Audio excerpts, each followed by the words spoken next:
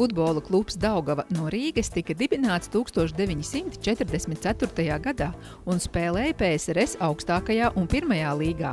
Tāpat kā šodien, mājas spēles klubs aizvadīja Daugavas stadionā Rīgā.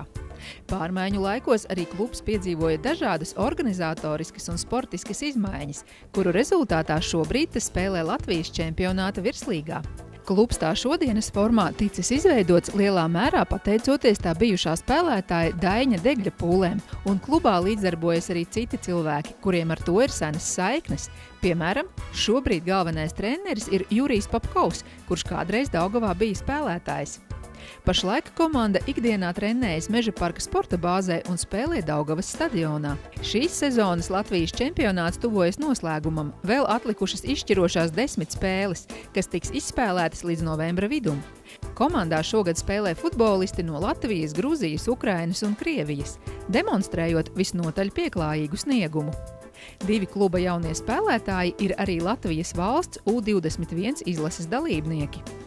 Tuvākā mājas spēle Daugavai Rīgā ir 26. septembrī pret Jelgavas komandu. Ieeja uz Daugavas mājas spēlēm Rīgā ir bez maksas.